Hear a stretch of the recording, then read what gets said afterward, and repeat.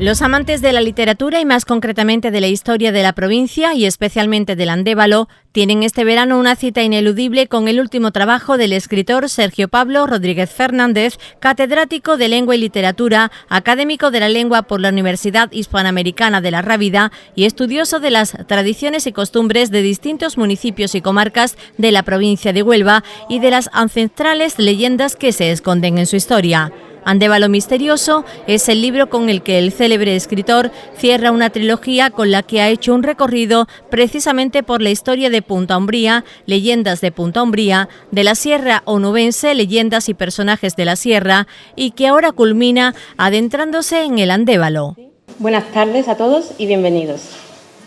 Muchas gracias por haber sacado un rato de vuestro tiempo para asistir a este evento.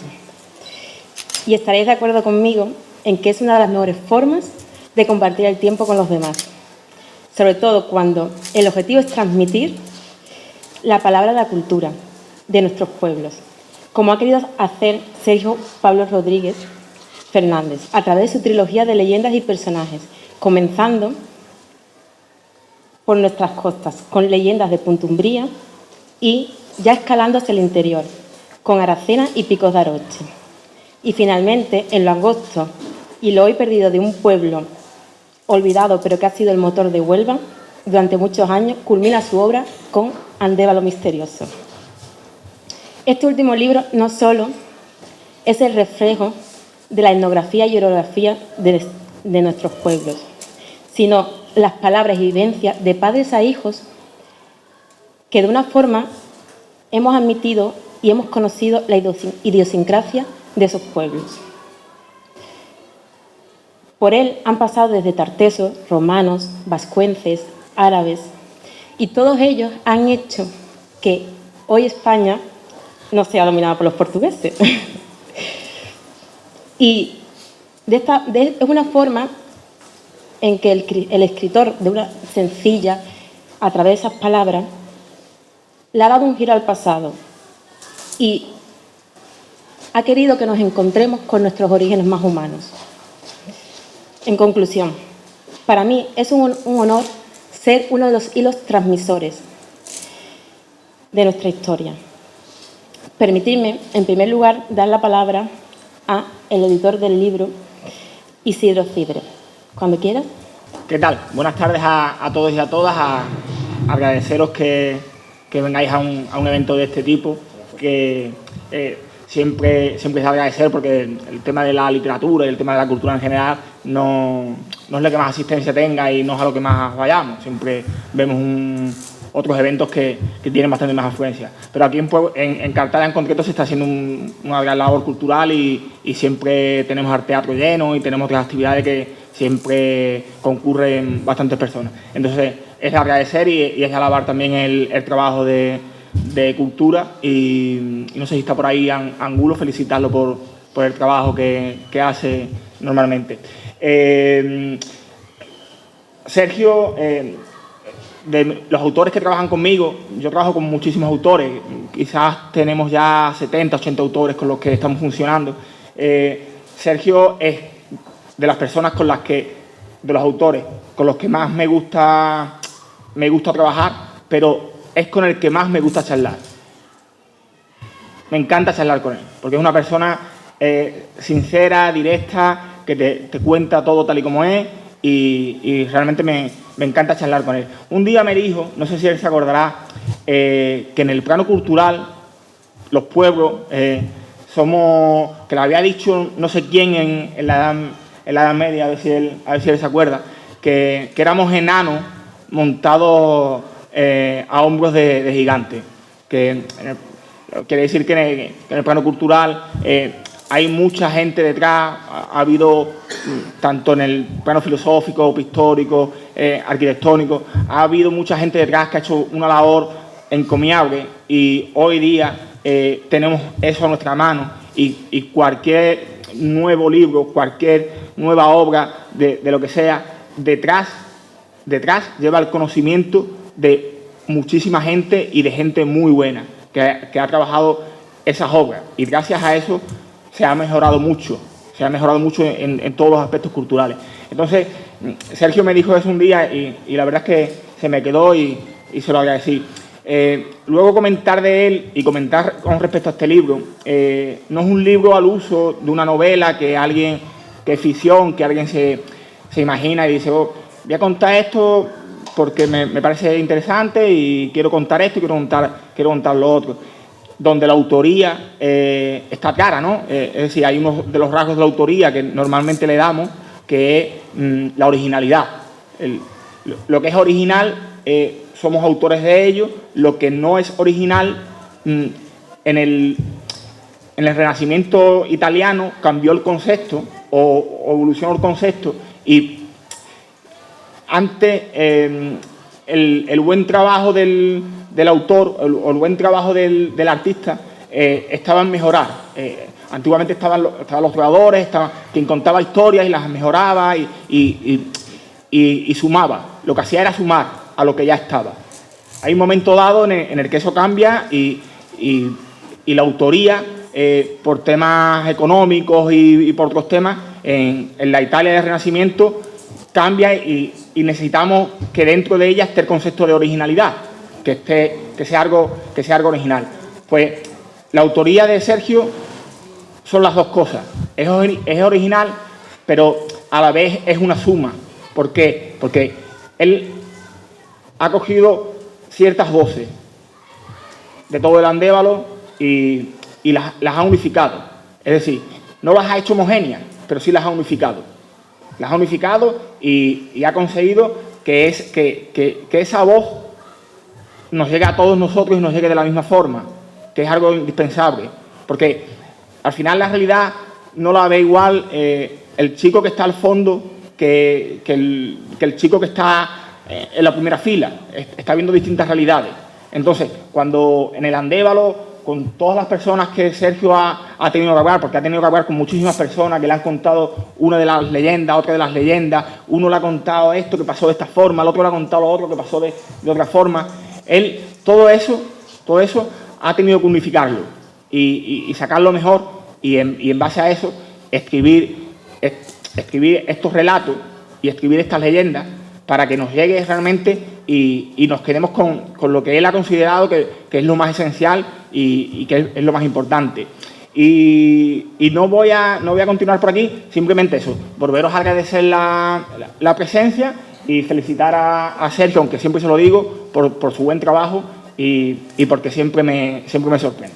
Bueno, yo como ya hizo Isidoro, voy a agradecer la presencia aquí en este acto cultural. Siempre es bonito ver que la cultura levanta pasiones y siempre digo que si de esta manera, con nuestra presencia, con el apoyo, damos vida a la cultura seguro que también nos la devuelva a nosotros. De eso estoy completamente convencido. Yo quisiera agradecer hoy sobre todo a la persona que ha hecho que yo esté aquí acompañando, pasando esta magnífica tarde, que además es el protagonista del día de hoy, que es Sergio, mi gran amigo.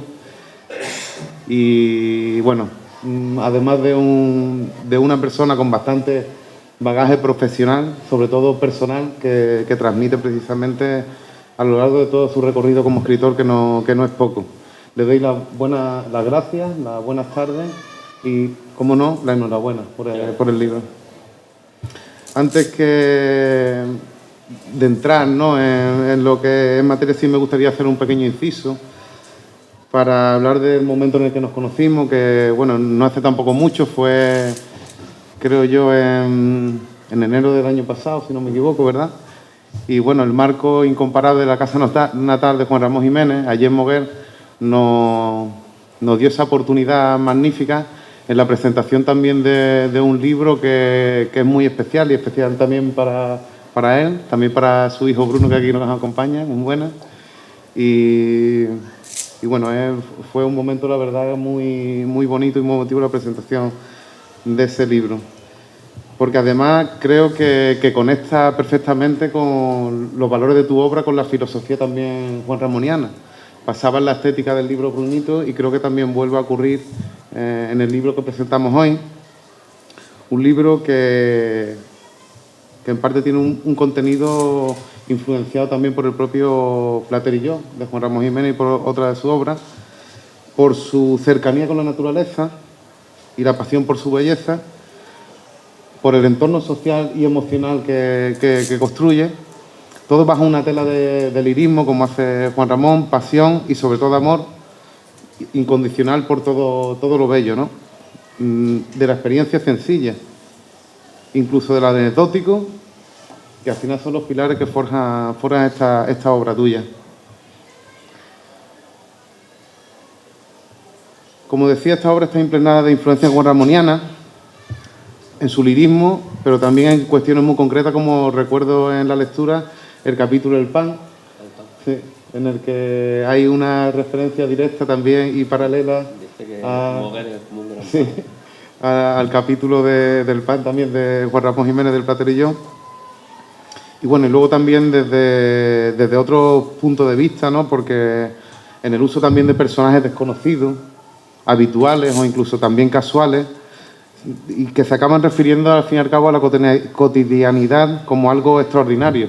Y a una, como decía también él, todas esas experiencias fugaces que están cargadas de sentido en el desarrollo de ese argumento común que nos propone la obra. Nos traslada además al que es seguramente el territorio más desconocido de la provincia de Huelva. Yo siempre digo que los que nos dedicamos especialmente a la cultura y también a las letras, tenemos que hacer siempre un inciso cuando hablamos de nuestra tierra, porque tenemos el deber y la responsabilidad de dar a conocer las múltiples facetas de las que debemos sentirnos orgullosos. Da para mucho la provincia de Huelva, pero somos, en definitiva, también unos grandes desconocedores de ella, yo el primero. De ser una de las provincias con más arquitectura dolménica, que lo comentaba hace un momento también, de toda Europa, haber pasado por aquí, como decía Aurora también hace un momento, pues un crisol de culturas que al final ha acabado forjando nuestro paisaje, nuestro carácter y, en definitiva, nuestra idiosincrasia y nuestra manera de ser. Me podría llevar aquí probablemente toda la mañana contando anécdotas de la historia de Huelva, de Moguer, de Juan Ramón, pero quizás lo más importante de todo es la profundidad en todos esos aspectos culturales y antropológicos que forman este libro. Hoy este legado patrimonial, que también refleja la obra, es nuestra riqueza y agradezco a Sergio, al autor, el valor pedagógico que en ese sentido tiene la obra, no solo esta, incluso toda la trilogía completa en la que nos da a conocer todos estos aspectos. Esto me lleva también a decir que el libro, en cierta manera, una de sus características y de sus valores principales es su poder reivindicativo, porque al fin y al cabo son muchas y las continuas referencias a reivindicar este patrimonio nuestro por lugares concretos de la provincia, muchos de ellos olvidados, otros no debidamente conocidos, y reivindica sobre todo no dejar en olvido nuestro pasado y sobre todo de la oralidad, una oralidad que está implícita en toda esta obra, que no deja de ser al final un compendio o una memoria de ese imaginario colectivo a lo largo de los tiempos. Es una conjunción de historia, tradición, intrahistoria también, por utilizar un término filosófico, y desarrollado en capítulos muy cortos, pero a la vez muy intensos, muy bien condensados, y bueno, que yo estoy convencido que va a seguir sorprendiendo a los lectores. Ya de hecho algunos de tus libros están agotados y creo que va a ocurrir lo mismo, sobre todo con este, que es el que más encanto por así genera. Y bueno, porque al final es una sencilla invitación a visitar, a conocer cada rincón de este misterioso entorno, el Andévalo, tan cercano y lejano a la vez, para reencontrarnos a nosotros mismos, perdiéndonos en sus infinitos espacios, para vivirlo y sobre todo vivirnos intensamente. Que pasen un buen verano y una buena tarde y una buena noche. Muchas gracias, Sergio. Y te felicito. Bueno, me va a perdonar Juan de Dios porque se me ha olvidado una cosa muy importante. Como buen conocedor de las letras, y como habéis podido comprobar en su extensa trayectoria, quiero resaltar que es el responsable de la casa natal del poeta y ha sido Premio Nobel de Literatura Juan Ramón Jiménez. Entonces es un detalle que me he olvidado, me va a perdonar, pero que es de sabio rectificar y yo he rectificado. ¿De acuerdo? Bueno, voy a dar paso a las lecturas y me gustaría, antes de empezar, nombrar a aquellos valientes que han querido meterse en las entrañas del libro y darnos a conocer un poquito de esas palabras que tanto decía Juan de Dios, que transmiten esa oralidad de padres e hijos, y nosotros hemos olvidado esa comunicación, porque muchas veces pensamos que no hace falta hablar. Y este libro nos ha demostrado que sí, que hay que hablar, hay que transmitir. Por eso, personalmente, lo recomiendo, porque te llega un poco a esa esencia humana perdida, primitiva. ¿De acuerdo? Bueno, voy a decir los nombres y ya después pasaremos a las lecturas correlativas. ¿De acuerdo? Las señoritas Alba y María Zamorano Pérez, estudiantes del Instituto Rafael Reyes, aquí en Cartaya, van a leer Cantes del Andévalo. A continuación, don Francisco José Rivero Escolar, El caballo de Villablanca, que eso me encantó, y Juan Antonio Rablado Abrio, La cabaña ganadera, y por último, doña Consolación Lorenzo Martín, La panadería de Ginés. Cuando queráis vosotras, todo vuestro el micro. Los cantes del Andévalo. Sí, de cantes hablamos. Hemos venido a la zona donde el llorar ya es cantar. Los cantes mineros que se escuchan desde las profundidades de la tierra, quejíos a deshoras en el laborioso trabajo, hasta en los caminos al Tajo, las tabernas y reuniones de mineros. Cantes fronterizos, desde las correviñas portuguesas hasta los cantes pseudo-religiosos de las cruces de mayo, regionales, ancestrales, con sabor a mar Egeo y hasta vascos, que vinieron a defender fronteras. Pero callarse, que canta el campo, es palabra de cazadores, con sus reclamos de perdices en celo. Este campo tan rico en aves, cánoras por sus pastos y sus múltiples granos, y en especial en esos setos a las orillas de los barrancos, entre juncos y matorrales donde canta el ruiseñor. Ya a la caída de la tarde, ya a la amanecida, o bien por la profunda madrugada, si la luna extiende sus rayos entre lentiscos y madroñeras, comienza el concierto, de los tonos más agudos a los más graves, toda una sinfonía sin cuento que incita al éxtasis del mismo dios Pan, que cayó su flauta dejándola muda para no entorpecer el armónico concierto que el aire filtra en sonoras notas, escritas en el papel del viento y cuyo autor es la propia naturaleza, que lo hace coincidir con el rumor monótono y desacorde de las correntías de los arroyos.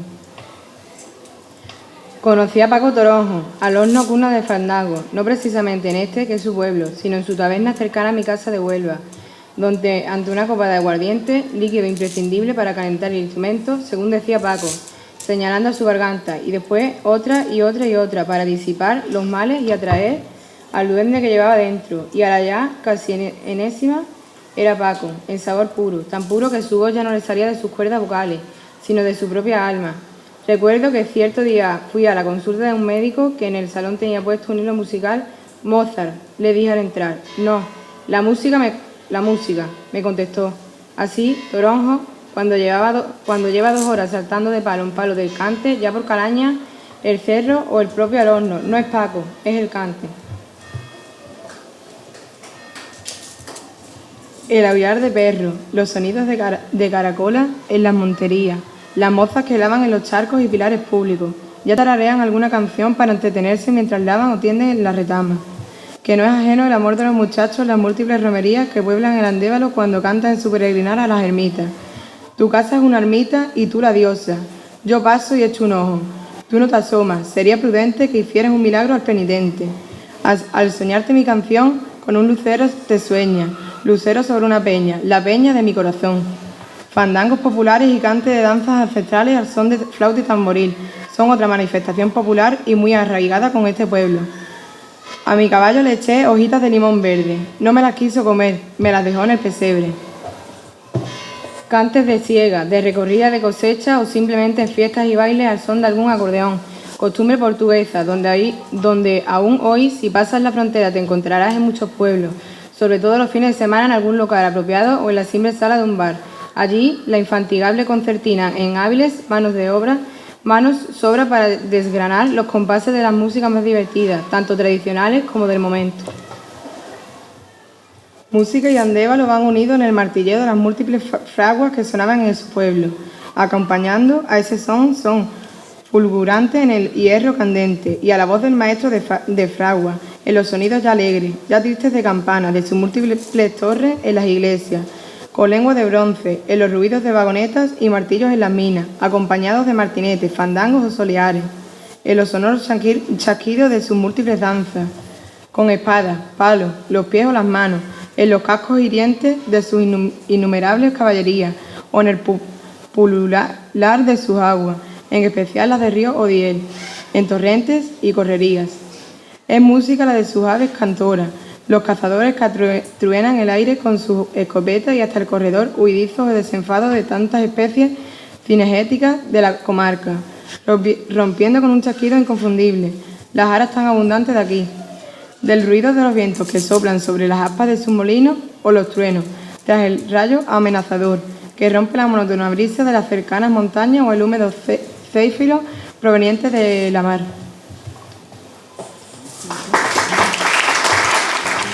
El caballo de Villablanca.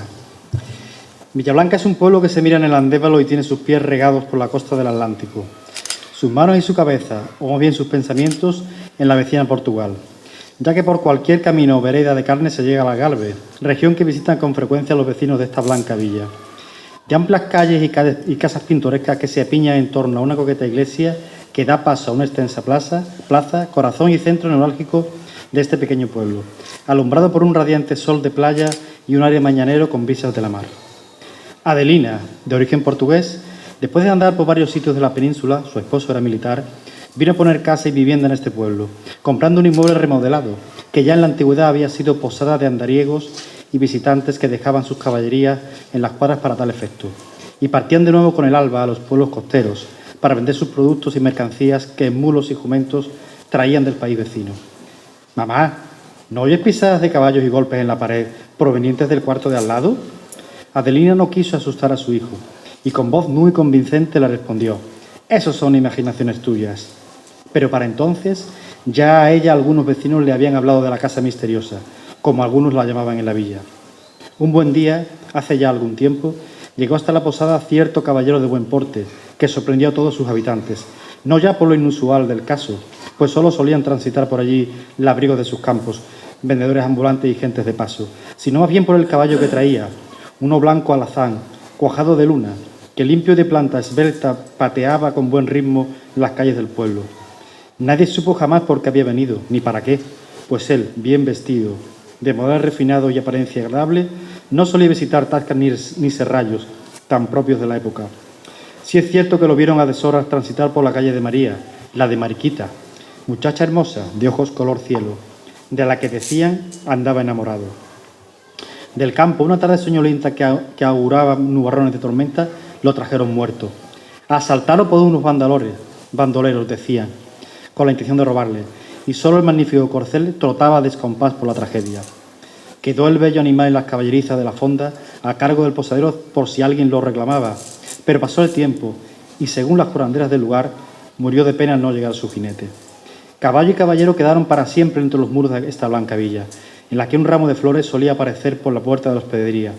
Nadie lo tocaba y todos lo sabían. María era quien lo depositaba en lo más profundo de la noche.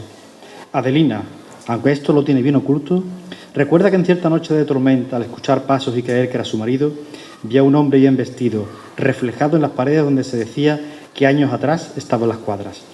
¿Se reúnen caballero y caballero, caballo y caballero en las noches de tormenta? ¿Están sus espíritus aún presos en este lugar? Fue la propia Adelina la que consultó a una divina portuguesa por lo reiterado del caso. Adelina, junto a la divina, que había entrado en trance durante una sesión de Ouija, escuchó relinches de caballos y voces ininteligibles, a lo cual la pitonisa vino a decir: «Anda aún enamorado el guapo caballero de su amor frustrado, que ve en la luz del sur incomparable de este bonito pueblo. Si el caballo lo espera fuera del tiempo, en la cuadra, amarrado». Le vino a preguntar: «¿Es posible acabar con este hechizo?». A lo que ella predijo: «Sí, has de rociar con agua bendita traída de la ermita de la Virgen Blanca las caballerizas donde ahora se aparecen caballo y caballero. Pero has de hacerlo durante una noche de fuerte tormenta, justo cuando el rayo difuminador la alumbre. Y también has de colocar una imagen de la Virgen en la pared. Orando para ahuyentar estas almas, todo volverá a la normalidad, porque has de saber que al lindo caballero no lo asesinaron bandoleros. Fue un maléfico rayo el que acabó con su vida. Cuentan que uno que antaño lo intentó, estando en tan afanada faena, y al ver los espectros de tan singulares personajes, salió huyendo, con suerte para él, pues un rayo cayó sobre la estancia y dejó su sello con una grieta que aún conserva la pared y que nadie se atreve a tocar. La cabaña ganadera. Fue el Andévalo tierra de buenos pastos, donde hasta hubo un tiempo en el que trabajaban los ganaderos de la amplia Castilla, en esa transhumancia que busca el nutrido alimento. No solo los ganados, sino pastores, porqueros, ovejeros, etc., poblaban los campos de este territorio. En las múltiples chozas de junco y barro pasaron la vida de padres a hijos, mientras algunos terratenientes tenían el cortijo cerca de algunas alquerías, que después se fueron convirtiendo en pueblos y aldeas. Esta vida pastoril y agrícola también tenía múltiples ventajas: la paz y la tranquilidad de los campos, mirar al cielo constantemente en busca de las lluvias, tiempo seco o ventisca en la luna, cuando crece o cuando mengua, si tiene cerco, lluvia segura. Y aunque nosotros hoy en día casi no lo entendemos, no era una sociedad peor que la nuestra, convenzámonos, era distinta. La cabaña ganadera era abundante en esta tierra de buenas hierbas. La leche, el queso y los derivados en carnes y chacinas de los distintos animales, junto con los cereales y los múltiples huertos para las hortalizas, componían dieta básica en la que se sumaban los aceites y las frutas del tiempo. Las fiestas eran casi todas ganaderas, y por la recogida de los granos, la venta de productos traídos de distintas fincas y ganados para intercambiar o vender era la principal diversión, y en torno a ellas se celebraban reuniones, bailes y tradiciones que se mezclaban con la religiosidad que siempre algún santo o virgen les ofrecía, lo que dio origen a nuestras actuales y largas romerías, que rememoran aquellos tiempos. Así, sitios paradisíacos donde antes se celebraban reuniones de ganaderos y agricultores, hoy son venerados como lugares dedicados a la divinidad, dentro de sus distintas maneras y modos en la relación con lo desconocido que queremos acercar hacia nosotros. No hay pueblo que no tenga un santo protector, una virgen como madre bondadosa, o un lugar lúdico y de encuentro de la tierra con el cielo. Célebres son el Prado de Osma, la Peña del Águila, los Montes de San Benito o la Virgen de la Coronada junto al río Diez. Hoy, los animales que son más frecuentes de ver son los vistosos caballos de romeros y amazonas. Los burros se han cambiado por los coches. Cabras, ovejas y vacas hay pocas, o están en granjas, y han aumentado los pollos y gallinas ponedoras en inmensas naves, tan artificiales como artificiosas. Por lo que hoy hay que preguntarse, ¿en qué mesa se pone un huevo de campo? ¿Dónde las gallinas sueltas que picaban aquí y allá? ¿Dónde la carne de animales de las dehesas, verduras y productos de la huerta, fritos y postres de los árboles ecológicos? Pero dicen que vivimos mejor. Todo es posible. De la sierra, allá por los picos de Aroche, llegó este muchacho, que pasó su infancia entre olivares, calles angostas y altas montañas. Su padre, sastre de profesión, le dio una educación esmerada. Pero la época, y Ginés no sé cómo, quizá por eso, del amor fue a parar ya en su juventud a San Bartolomé de la Torre. De tradición familiar le venía a su esposa lo de panadería, y el muchacho aceptó de buen agrado ser panadero, llegando a perfeccionarse en este arte de la fabricación del pan y la elaboración de pasteles, tortas y otras exquisiteces que vendía en su establecimiento de la calle principal de este pueblo, haciéndose de una clientela que todo el Andévalo también se comercializaban en los pueblos de los alrededores y en la capital onubense. Era ginés de complexión fuerte y poco dado a historias fantásticas o leyendas imposibles, pero los acontecimientos que vivió en su pueblo adoptivo, le desbordaron y marcaron toda su vida. El fuego fue algo que desde pequeño no solo admiró, también le encantaba mirarlo en la chimenea de su propia casa, ante la nafe de la cocina, a ser picón con un tío suyo, allá por las riberas del Chanza, en esa enorme candela que todo lo devora y al apagarla queda amortiguada en multitud de rescoldos, donde tiene su cuna el picón, que calentará tantos hogares.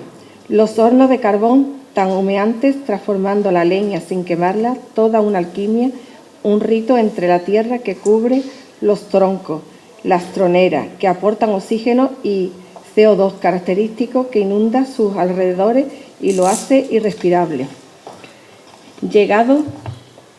Llegada que fue su adolescencia, bien le gustaban los cohetes, los cerillos, las hogueras de cualquier candela o los resplandecientes atardeceres donde el sol hacía fuego del horizonte. Ya su madre lo decía, este o va a pirómano o para bombero. Pero mira por dónde Ginés apilaba los troncos con su panadería y hacía fuego todos los días, pasándose las noches atizando el horno para cocer el pan. Todo dio comienzo una de las madrugadas en la que, como de costumbre, al ir a meter la larga pala para sacar algunas onzas de pan, después con los hierros para atizar el ígneo fuego, vio en este, quizá producto de las mismas llamas o del chisperreteo que suelta esta leña de encina, algo como una figura humana, con el mismo corazón de la candela. Era de aspecto femenino y tenía los colores de su figurado vestido, de un rojo anaranjado, que tornaban en amarillo o granate, según atizaba la hoguera. Se movía como danzando entre troncos y troncos de la fulgurante candela, y él no salía de su asombro al contemplarla. Pero más atónito e inseguro se quedó cuando a los pocos días se presentó una joven en su mismo despacho del pan, que él diría que era la mujer que veía por las noches en esas llamaradas dentro del horno. Se fue a enterar de que era una chica nueva en el pueblo, que había llegado hacía poco tiempo y se había instalado con sus familiares en él mismo. No salía de sorpresa y a nadie, lógicamente, le decía nada para que no lo tomaran por loco. Pero él la veía cada madrugada, mientras hacía el pan, y deseaba cada mañana que llegara la hora en la que ella entraba por la puerta a comprar el sustento de cada día. Como él la miraba mucho y la chica se hacía la interesante, en esa edad del deseo acabaron viéndose a deshora, allá sobre Dios por dónde, y mientras más estaban juntos, más intensa era la sensación de Ginés, de que la veía cada noche en su fuego misterioso, que él trataba de mover y remover para ver si aquello era realidad o ficción. En aquel instante de entrega mutua, ella le dijo, vamos a ser padres, por lo que él asintió con la cabeza, no sabía qué pensar. Una niña de fuego, dijo entre dientes.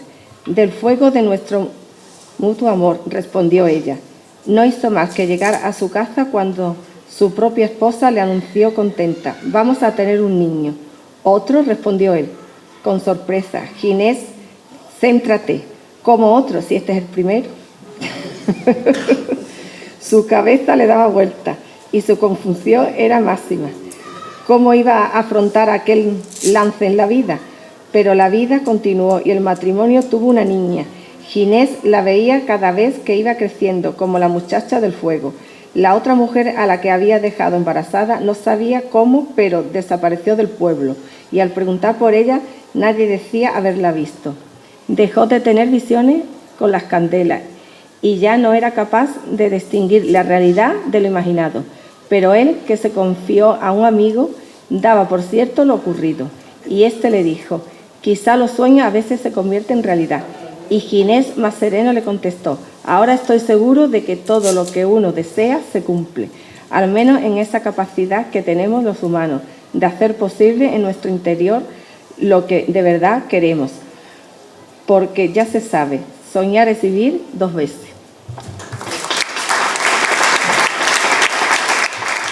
Bueno, espero que en la brevedad de las palabras y a través de esas voces hayáis podido encontrar la esencia y sentimiento de cada coma, punto, letra, etcétera, con las que el autor a través de su pluma ha querido traspasar a nuestras mentes y a nuestros corazones. Dos amigos que a veces no van de la mano y gracias a la imaginación sucumbida por el encanto de la narrativa hacen surgir energías que juntan a esos dos amigos, separados por la frialdad de la vida. No me quiero extender mucho, ya que sería un atropello si no le diera la palabra a esa persona que quiere que nuestro corazón no deje de la mano a la mente y viceversa. Por favor, Sergio, cuando quieras. En primer lugar, buenas tardes, y como es natural de bien nacido es ser agradecido, ¿no?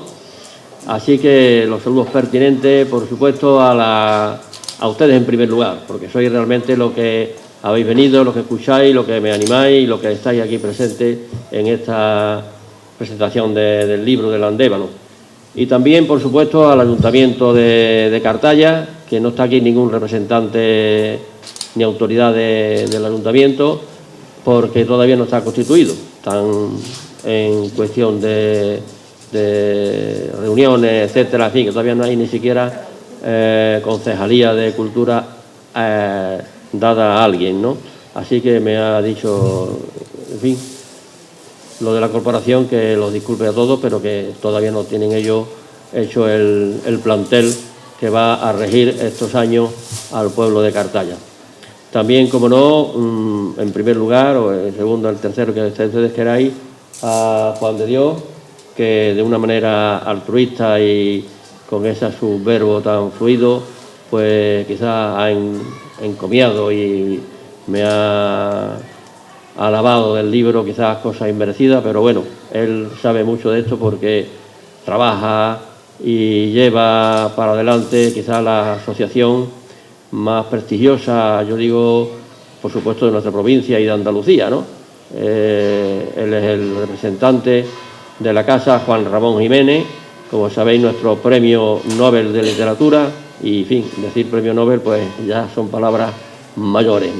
Y por eso, pues yo le agradezco mucho que haya venido y que haya estado con nosotros aquí un ratito y que le haya dado prestigio, por supuesto, con su presencia y con su palabra a este acto humilde, pero a este acto entrañable de la presentación del libro del Andévalo.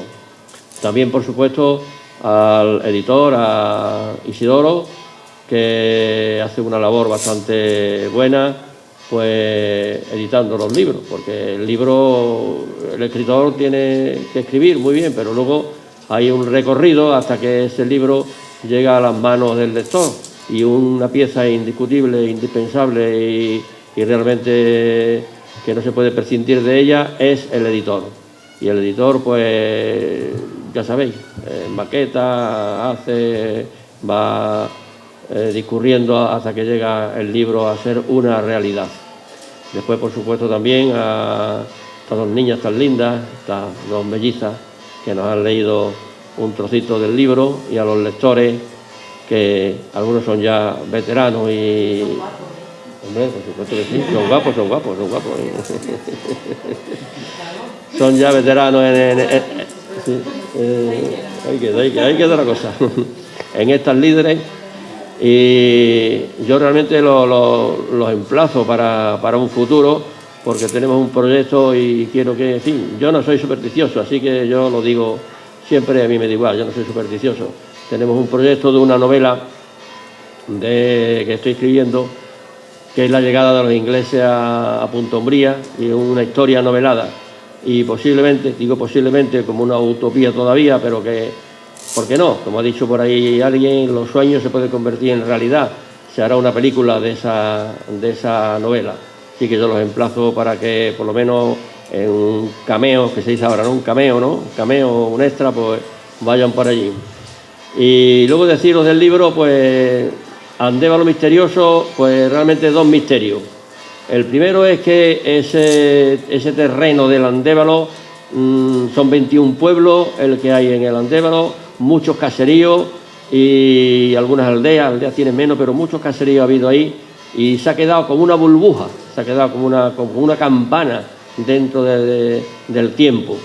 Y realmente yo he sido el primer sorprendido cuando he ido por sus calles de los pueblos, por su terreno, y cuando me he encontrado con gente que me han contado cosas realmente pues excepcionales de cómo ha ido esa sociedad manteniéndose, porque la verdad, el Andévalo ahora lo vamos a ver muy transformado, porque los pantanos que están haciendo y que ya están algunos en servicio, pues lo van a transformar totalmente y va a ser un vergel como lo es Cartaya, como lo es Lepe, como lo es Palos, como lo es Moguer, pero el Andévalo ha sido una tierra inhóspita, allí se criaba grano a mal criar, y las lluvias y las escasas lluvias y el sol realmente, y el verano era casi todo el año verano, pues no daba para más. Allí ganado, allí otras especies de domésticas para supervivir, era una tierra de supervivencia. Pero no obstante, han pasado casi todos los pueblos que han venido a la península. Desde los tartesos tenemos el patronímico de Tarsi, ha quedado ahí el patronímico ese de los tartesos, no quiere decir que los tartesos estaban allí, pero ha quedado ese patronímico ahí, desde los romanos, desde los vascuenses, incluso hasta gente vasca vino a defender la frontera con Portugal. Por supuesto los franceses, hay muchas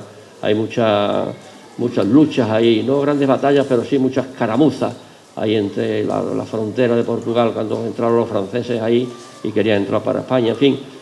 Realmente, como os digo, una burbuja, y sobre todo el segundo misterio es que es un gran desconocido. Vosotros, que son vuestros vecinos, pues conocéis más o menos los que estáis limítrofes, por ejemplo al horno, que yo sé que vais mucho por los productos del cerdo al horno, ¿no? Y algunos pueblos por aquí cerquita, pero si te metes ya para adentro, pues es un territorio de paso entre la sierra y el mar, y ha habido una serie de culturas que se han establecido ahí, y como también ha dicho Juan de Dios, pues quizás sea de la parte que tiene más ancestral de nuestra provincia, con megalíticos, con monumentos, y quizás el culmen de todo ello es la abadía de San Benito, ¿no? En el cerro de Andévalo, que hoy día está hecho una ermita muy bonita porque la han transformado, porque la han restaurado, pero aquello debió de ser desde los siglos antiguos, debió de ser un sitio telúrico, un sitio donde el sol aparece en el solsticio de invierno y entra por las ventanas, alumbra todo aquello, hace unas luces maravillosas, es algo así como Stonehenge en Inglaterra, y tenemos esas cosas ahí a tiro de piedra, y es tan desconocido. Yo realmente os agradezco mucho que hayáis venido, y si se adentráis un poco en el libro este que yo con mucho cariño y con mucho andar por esa tierra he escrito, pues lo comprenderéis mejor, y algunos, por supuesto, se animaréis a ir a los lugares que yo digo por aquí, porque casi todos los lugares son reales. Quizá la invención un poco del escritor se le haya ido un poco la pluma en algunas cosillas, pero los lugares son ciertamente reales. Muchas gracias y hasta la próxima. Nacido en el municipio serrano de Aroche, Sergio Pablo Rodríguez Fernández vive en Punta Umbría y está muy vinculado con Cartaya. Ha recibido numerosos premios, con el de relatos universitarios que otorga la Universidad Califar y varios accesis en distintos concursos de poesías.